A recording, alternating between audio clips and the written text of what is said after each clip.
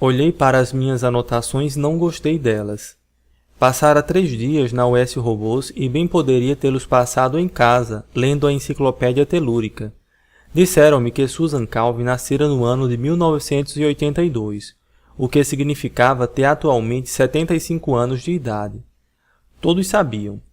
De forma bastante adequada, a US Robôs e Homens Mecânicos S.A. também tinha 75 anos, pois fora exatamente no ano de nascimento da Dra. Calvin que Lawrence Robertson dera entrada nos primeiros documentos de incorporação da firma, que eventualmente viria a ser o mais estranho gigante industrial da história humana. Bem, todos também sabiam disso. Aos 20 anos, Susan Calvin tomara parte no seminário particular de psicomatemática no qual o Dr. Alfred Lenin, da US Robôs, fez a demonstração do primeiro robô móvel equipado com voz. Era um robô grande, feio e desajeitado, recendendo a óleo lubrificante e destinado a trabalhar nas minas projetadas para Mercúrio. Mas era capaz de falar e fazer sentido. Susan nada dissera durante o seminário. Também não tomou parte na acalorada polêmica que se seguiu a ele. Era uma jovem fria, de feições comuns e desprovida de encanto, que tratava de proteger-se contra um mundo do qual não gostava, por meio de um semblante inexpressivo e de uma inteligência hiperatrofiada. Todavia, enquanto observava e escutava as discussões, sentiu os primeiros indícios de um frio entusiasmo. Obteve o diploma de bacharel na Universidade de Columbia em 2003 e iniciou um curso de doutorado em cibernética. Tudo que fora realizado em meados do século XX em matéria de máquinas calculadoras foi revolucionado por Robertson e seus banhos cerebrais positrônicos.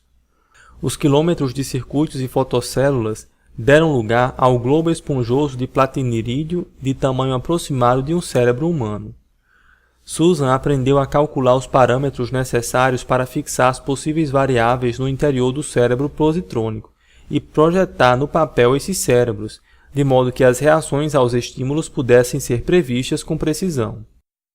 Em 2008, obteve seu diploma de doutorado e ingressou no quadro da US Robôs, na qualidade de robopsicóloga, tornando-se a primeira grande especialista na nova ciência. Lawrence Robertson ainda era o presidente da organização.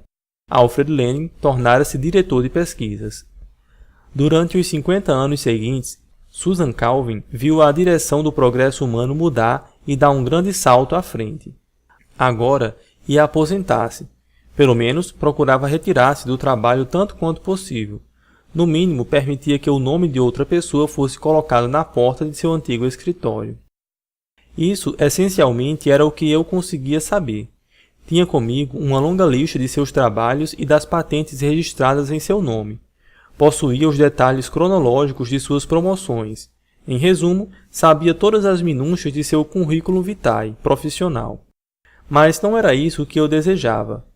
Precisava muito mais informações para o artigo que preparara para a Interplanetary Press. Muito mais, foi o que expliquei a ela. Dra. Calvin disse-lhe da maneira mais atenciosa possível. Na opinião do público, a senhora e a US Robôs são uma única coisa. Sua aposentadoria marcará o fim de uma época e você deseja abordar o ponto de vista do interesse humano? Interrompeu ela sem sorrir. Creio que ela nunca sorri, mas seus olhos se mostraram penetrantes, embora não zangados. Senti que seu olhar me atravessava de lado e compreendi que, para ela, eu era invulgarmente transparente. Todos eram. Respondi. Exato. Interesse humano em robôs é uma contradição. Não, doutora. Não nos robôs, na senhora. Bem, já houve quem me chamasse de robô. Certamente já lhe disseram que não sou humana. Era verdade, mas não haveria vantagem alguma em confirmar. Ela se ergueu da poltrona. Não era alta e parecia frágil. Seguia até a janela e olhamos para fora. Os escritórios e fábricas da US Robôs constituíam uma pequena cidade, espaçosa e bem planejada. Parecia achatada como uma fotografia aérea. Logo que vim para cá, ocupei um pequeno escritório em um prédio exatamente onde fica agora o posto dos bombeiros, informou ela apontando. Foi demolido antes de você nascer. Eu partilhava o escritório com 3 outras pessoas. Possuía então apenas meia mesa. Construímos nossos robôs em um só prédio. A produção era de 3 robôs por semana. Agora veja como somos. 50 anos é muito tempo, comentei eu tolamente. Não quando se olha para trás a fim de vê-los, replicou ela. Então indaga-se como desapareceram tão depressa. Voltou à mesa de trabalho e sentou-se. Seu rosto não precisava de expressão para fazê-la parecer triste. Quantos anos tem? Indagou. 32, respondi. Então não se lembra de como o mundo era sem os robôs. Houve uma época em que a humanidade encarava o universo sozinha, sem um amigo. Agora o homem possui criaturas para ajudá-lo. Criaturas mais fortes do que ele, mais fiéis, mais úteis e absolutamente devotadas a ele. A espécie humana já não está sozinha. Já encarou o assunto sob este prisma? Temo que não. Posso citar suas palavras? Pode.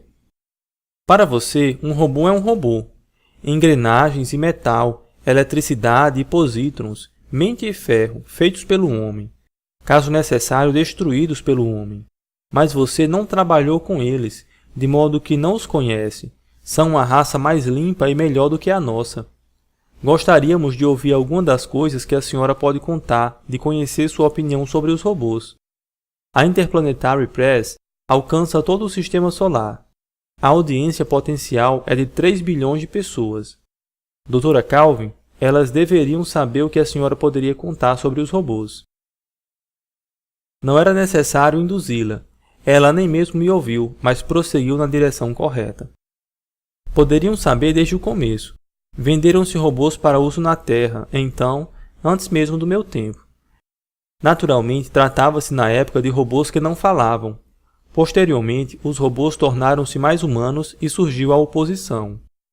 Como é natural, os sindicatos opunham-se à competição que os robôs ofereciam para os homens em questão de trabalho.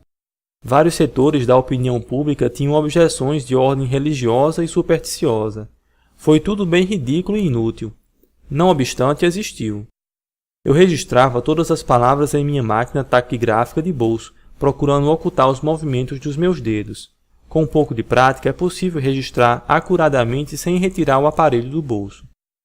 Veja o caso de Rob, por exemplo, disse ela. Não cheguei a conhecê-lo. Foi desmontado 1 ano antes de meu ingresso na companhia. Já estava irremediavelmente obsoleto, mas vi a menina no museu. Interrompeu-se.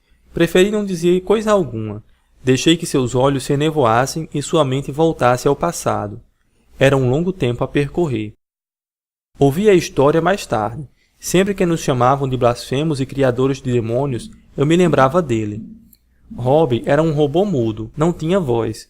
Foi fabricado e vendido em 1996.